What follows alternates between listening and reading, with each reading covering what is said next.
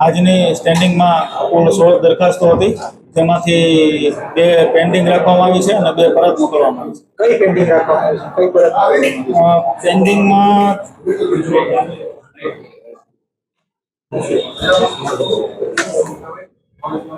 3 number અને 9 number. 3 નંબરમાં જે સોલિડ વેસ્ટ મેનેજમેન્ટ માટે નિક્સી એજન્સી જે સર્વે કરવાની હતી, નાકો રોડ સ્વચ્છતા માટેનો રોડમેપ તૈયાર કરવાની હતી, તે હાલમાં વધુ અભ્યાસ માટે પેન્ડિંગ રાખવામાં આવી છે.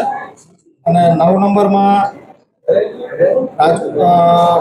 જે આપણે સ્ટેચ્યુટરી ઓડિટરની નિમણૂક કરવાની હતી, તે પણ પેન્ડિંગ રાખવામાં આવી છે. મંજૂર કરવામાં આવી એમાં મહત્વની છે. મંજૂર કરવામાં આવે છે એ મહત્વની વોર્ડ નંબર 18માં સાંઈબાબા સર્કલથી જે કોઠારીયા રોડ ઉપર મેઇન રોડ પર જવાનો રસ્તો 80 મીટરનો 80 ફૂટનો રોડ છે, જે એ માનનીય મુખ્યમંત્રી શ્રીએ હમણાં જાહેરાત કરી કે આગામી દિવસોમાં બધા રસ્તાઓ સીસી રોડના બનાવશું. તો સાંઈબાબા સર્કલથી કોઠારીયા મેઇન રોડ સુધીનો 80 ફૂટનો રોડ સીસી રોડ કરવા જઈ રહ્યા છે, તે મંજૂર કર્યો છે.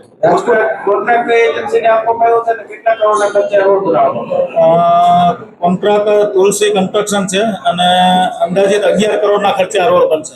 ખાસ તો કઈ પ્રકારનું આખું બ્લુપ્રિન્ટ છે રોડ રસ્તાને લઈને આગામી સમયમાં સીસી રોડને લઈને જે મુખ્યમંત્રીએ રાજકોટની જનતાને વાયદો કર્યો છે, એમાં આદરણીય મુખ્યમંત્રી શ્રીએ કીધું છે કે જે વર્કઆઉટો અપાઈ ગયા છે તે ઠીક છે, પણ હવેના જે ફ્યુચરમાં સીસી રોડ બનાવવાના છે તેમાં નીચેનું ડ્રેનેજ નેટવર્ક ચકાસી લેવું, પછી પાણીની લાઈનો જે જૂની હોય તો તે પણ બદલાવી, જેથી કરીને સીસી રોડ બનાવ્યા પછી કોઈ પણ જાતનું ખોદકામ કે કંઈ કરવું ના પડે. આજે ડામર રોડ છે, ખોદીને નવો સીસી રોડ બનાવવાનો છે કે એની ઉપર જ બનાવે છે? ખોદીને જ બનાવવાનો એવી રીતના પ્લાન છે. અને જે હાલમાં સારા ડામર રોડ છે, મુખ્ય માર્ગો, તે હજી તો એ સ્થિતિમાં જ રહેશે.